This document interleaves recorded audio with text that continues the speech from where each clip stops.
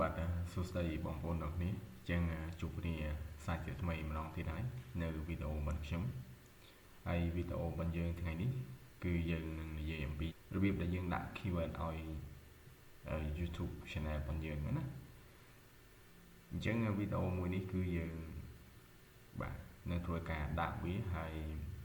មុននឹងឈានដល់ការទស្សនាវីដេអូខ្ញុំចង់ចែកលេខអ្នកទាំងអស់គ្នាបន្តិចនៅចំណុចតកតងជាមួយនឹងបាទ enable YouTube របស់យើងណាអញ្ចឹងខ្ញុំចង់បង្ហាញទាំងអស់គ្នាបន្តិចបាទយើងចូលមកកាន់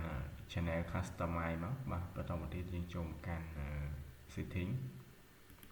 បាទខ្ញុំចង់បង្ហាញបងប្អូនកន្លែងហ្នឹងបន្តិចណាអញ្ចឹងយើងចូលកន្លែង channel បាទ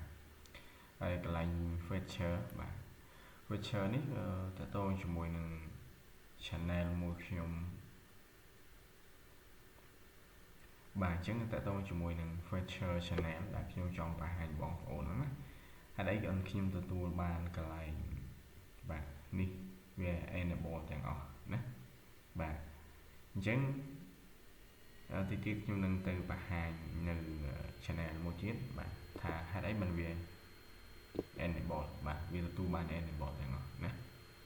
បាទជាងយើង close វិញមកខ្ញុំចូល channel ថ្មីមួយទៀតបាទចេញចូល customize មកបាទ channel មួយនេះគឺ channel ដែលខ្ញុំទៅបង្កើតណាបាទបន្តមកទៀតយើងចូលមកកាន់បាទ setting ដូចគ្នា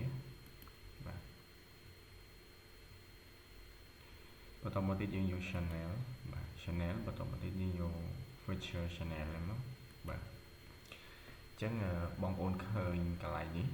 គឺខ្ញុំទទួលបាន enable បាទទាំងអស់ណាហើយតើតើជាមួយនឹងវីដេអូមុនគឺខ្ញុំធ្វើការ verify តែ2ចំណុចទេបាទតើតើជាមួយនឹង phone បាទហើយចំណុចទី3តើតើជាមួយនឹង advanced feature នេះបាទខ្ញុំអត់បាន verify ទេសំណួរសួរថាហេតុអីបានខ្ញុំទទួលបាន enable បាទអញ្ចឹងខ្ញុំបានបញ្ជាក់បងប្អូនពីវីដេអូមុនហើយកន្លែងហ្នឹងបាទបងប្អូនធ្វើការ verify ក៏បានអត់ក៏បានដែរកន្លែងហ្នឹងគឺនៅពេលដែលបងប្អូនផុសបាទ YouTube ផុសវីដេអូច្រើនទៅកន្លែងហ្នឹងគឺវា enable ឲ្យណាតែសំខាន់កន្លែងហ្នឹងបងប្អូនត្រូវចាំសម្រាប់បាទតែ original content ទេកន្លែងនេះណា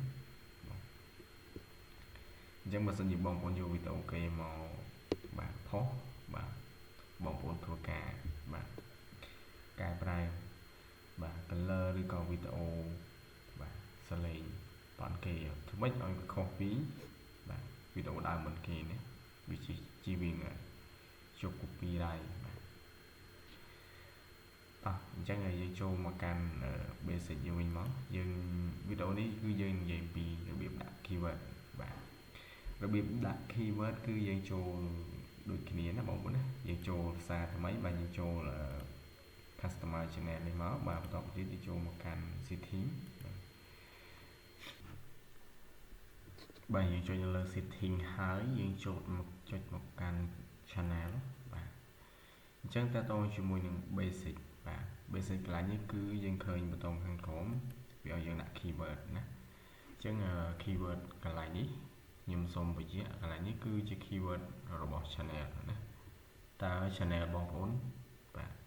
ឈ្មោះអីហើយធ្វើពីអីគេណានិយាយស្រួលគេបាទ search channel របស់យើងស្វែងរក channel របស់យើងបានលឿនណាហើយកន្លែងនេះបាទជាទូទៅបាទឈ្មោះបាទតើតើមួយឈ្មោះ channel បាទឈ្មោះ channel ផងយើងត្រូវតែដាក់កន្លែងនេះណាបាទយើង copy វាមកយើងធ្វើការដាក់ channel បាទកន្លែងនេះហើយបាទគឺជារបៀបដាក់ keyword ហើយ keyword យើងអាចដាក់បានច្រើនបាទយើងអាចដាក់បានរហូតដល់ទៅ500អក្សរណាអញ្ចឹងតើតើជាមួយនឹង keyword channel របស់យើងបងប្អូនទៅសេបាទយ៉ាងម៉េចធ្វើឲ្យតើតើជាមួយនឹង channel របស់យើងធ្វើម៉េចឲ្យស៊ីគ្នាជាមួយនឹង channel របស់យើងណាអញ្ចឹងតើតើជាមួយនឹង keyword នៅ channel ខ្ញុំមួយនេះគឺខ្ញុំបានត្រៀម keyword ជាស្រេចបាទខ្ញុំធ្វើការ copy វាមកជាស្រេចខ្ញុំ tiếp đi copy về má bạn cái này nhé đã ra khi tôi sẽ chán chân với ảnh lơ bạn ảnh lơ 500 អក្សរណាអញ្ចឹងនៅពេលដែលខ្ញុំធ្វើការផាសវាហើយបាទធ្វើការផាសវាខ្ញុំចាប់ផ្ដើមធ្វើការលុបណាវាលើ104អក្សរណាអញ្ចឹងខ្ញុំធ្វើការលុបអក្សរខ្លះដែលខ្ញុំមិនត្រូវការបាទអញ្ចឹងកន្លែងនេះបងប្អូនចាំសរសេរឡើងវិញក៏បានដែរបាទយើងលុបមួយចំនួន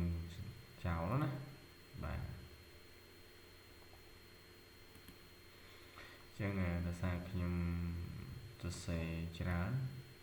ចាបាទអញ្ចឹងខ្ញុំធ្វើការបាទលុបចុះជ័យហ្នឹងអញ្ចឹងយើងបាទមានចំនួន496អក្សរអញ្ចឹងកន្លែងនេះហើយដែលគេហៅថារបៀបដាក់ keyword ឲ្យ channel របស់យើងណាអញ្ចឹងតើតើជាមួយនឹង keyword channel បាទមានប៉ុណ្ណឹងហើយតើតើជាមួយនឹង keyword video យើងនឹងធ្វើការដាក់ផ្សេងទៀតណាអញ្ចឹងយើងកំណត់ keyword channel មួយនេះបាទមានន័យថាយើងកំណត់តែម្ដងគឺបាទ channel របស់យើងបាទជាប់ឯ keyword ហ្នឹងណាអញ្ចឹងតើតើជាមួយនឹងវីដេអូក្រោយយើងនឹងធ្វើការដាក់នៅបាទ keyword video ម្ដងណាអញ្ចឹងវីដេអូមានប៉ុណ្ណឹងណាអរគុណច្រើន